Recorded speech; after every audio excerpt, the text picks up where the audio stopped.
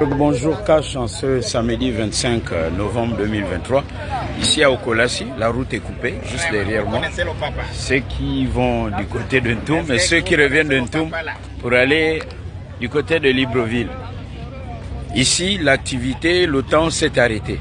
Mais en fait, ce que les Gabonais ne savent peut-être pas, c'est que dans cette affaire de la route, pour faire la route, il faut de l'argent.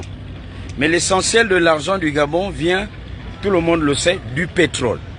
Mais le pétrole du Gabon est géré, il est vrai, par les partenaires au développement du Gabon, ceux qui ont fait venir leur savoir-faire, leur technicité, pour parler simplement leurs machines, pour exploiter notre pétrole.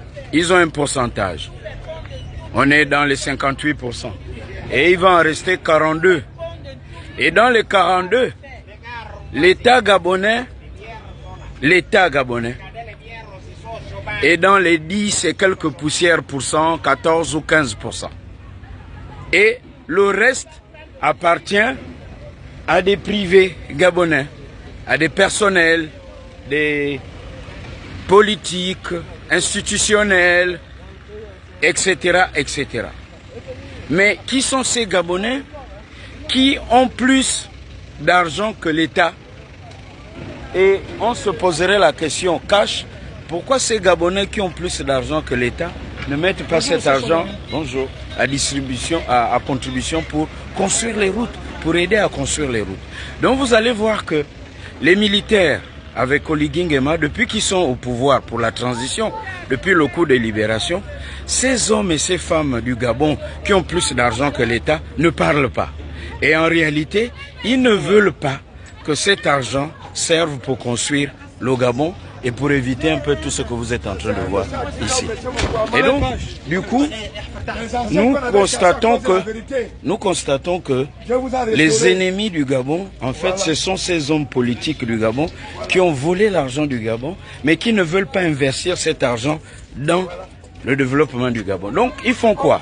Simplement, ils font que ceux qui veulent faire la transition, ils vont envoyer leurs gens, leurs affidés, tous ceux qui leur sont proches et qui bénéficient de leurs intérêts pour vous faire croire plein de choses et pour vous embrouiller, afin que vous ne soyez pas concentrés sur ce qui est essentiel. Ce qui est essentiel, c'est, et j'avais déjà posé la question, dans quel état les militaires ont trouvé le Gabon? Ils ont trouvé le pays par terre, et je n'exagère pas quand je le dis. Le résultat est bien là derrière vous.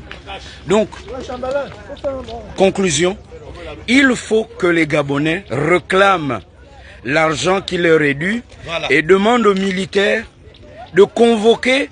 Il ne s'agit plus d'avoir peur, parce que si on a peur tous les jours, on va changer le pays quand?